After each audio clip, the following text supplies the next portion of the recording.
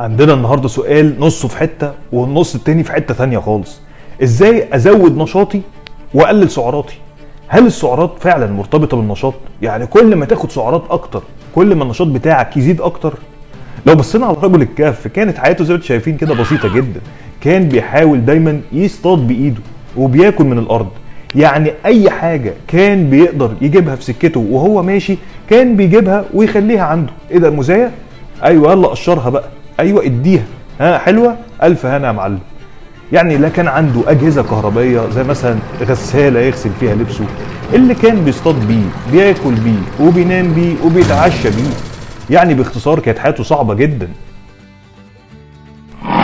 ايه ده خلي بالك، خلي حاسب البقاء لله، البقاء لله. وده معناه ان ما كانش عنده فطار ولا غدا ولا عشاء، يعني ما بيجوع بياكل، وممكن ما يعرفش ياكل الاكل اللي انت بتاكله النهارده ولا بالكميه اللي احنا برضو ممكن ناكلها. وبرغم ذلك فان نشاطه كان اكتر بكتير من نشاطنا العادي. هل الموضوع ده فيه سر وراه؟ اللي عايز اقوله لك ان نظريه السعرات الحراريه كتير تدخلها وتطلع مجهود كتير دي مش نظريه على قد ما هي بنعامل الانسان معامله المكنه، تدخل قطن تطلع قماش. فعشان نزود نشاطنا لازم الاكل بتاعنا يكون مناسب جدا ويعتمد على مكونات اغلبها من المنتجات الطبيعيه اللي فيها كل المعادن والفيتامينات، وفيها برضو كميات وافيه من الكاربز والبروتين والدهون الكويسه، مش من المنتجات المحفوظه والمغلفه اللي طالعه من المكنه. ايه نوع الاكل اللي احنا محتاجينه في اليوم عشان نخلي جسمنا يبقى مليان نشاط وبسعرات حراريه قليله؟ تعالوا نتعرف على 5 اكلات لازم تكون عندنا في البيت بتاعنا كل يوم. 1. البطاطا الحلوه، لانها مليانه بوتاسيوم ومغنيسيوم ومجموعه فيتامينات ب كلها. المعادن دي مهمه قوي للناس عامه وبالذات الرياضيين، لانها بتساعد على التخلص من الشد العضلي المتواصل وبتساعد على زياده نشاط الجسم، وكمان عشان هي نوع من انواع النشويات المعقده فمش بيزود السكر في الدم بسرعة زي السكر الابيض.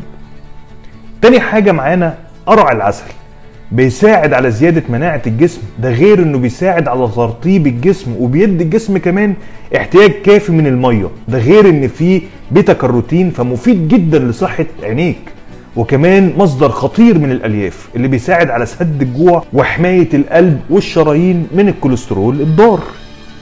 تالت حاجة معانا البصل الاخضر، يا خرابي عليه كمان مع الفول.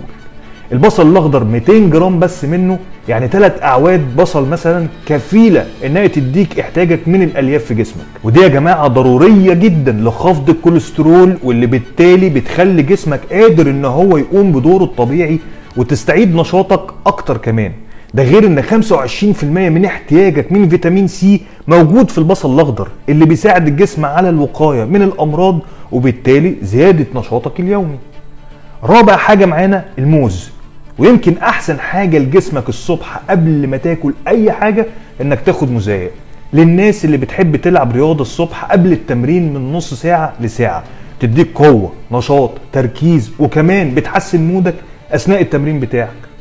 خامس حاجه التفاح، الخصائص بتاعه التفاح انه مليان فايبر وبوتاسيوم، ده غير انه مش بيرفع السكر في الجسم مره واحده مثلا زي السكر الابيض اللي اتكلمنا عليه، لان بياخد وقته في الهضم مش زي السكر البسيط.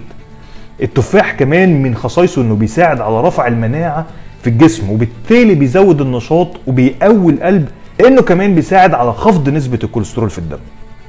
الاكلات اللي اتكلمنا عليها النهارده بسيطه ومش مكلفه، لازم الاكلات دي يا جماعه تبقى موجوده في بيتك باستمرار، ولازم الدايت بتاعك اليومي يحتوي على جميع الاكلات دي لو فعلا عايز تزود نشاطك وتقلل الاسترس وتزود مناعتك كمان. اعتمادنا الاساسي في القناه بتاعتنا يا جماعه على اننا ناكل اكلنا من الارض، مش اي حاجه بتطلع من المكنه، لان اللي بيطلع من المكنه دايما بيبقى فيه مواد مصنعه ومحفوظه عشان تقعد اطول وقت ممكن، وطبعا عشان المنتج يبقى طعمه حلو في مكسبات الطعم اللي بتتحط على المنتج لا توصف ولا تحصى كمان. كل ما هتعود نفسك على الاكل الطبيعي كل ما جسمك هيحس انه احسن وهيعيش بكفاءه احسن من الاول، وهتنسى مع الوقت الاكل المصنع ده كله. كان معاك محمد خيري، اخصائي التغذيه الرياضيه. اشوفك على خير في المره الجايه، كمان هنتكلم على مواضيع جميلة جدا ازاي نزود النشاط بتاعنا من خلال بعض الاغذية التانية اللي هنتكلم عليها برضو. استنوني واشوفكم على خير. ما تنسوش تتفرجوا على الفيديوهات دي، لان الفيديوهات دي فيها برضو حاجات كتيرة جدا ممكن تستفادوا منها في الدايت بتاعكم. وما تنسوش لو انتوا عجبكم الفيديو تعملوا لايك، تعملوا سبسكرايب، وتوصلوه لكل الناس بتاعتكم واصحابكم واهلكم وكل الناس. اشوفكم على خير.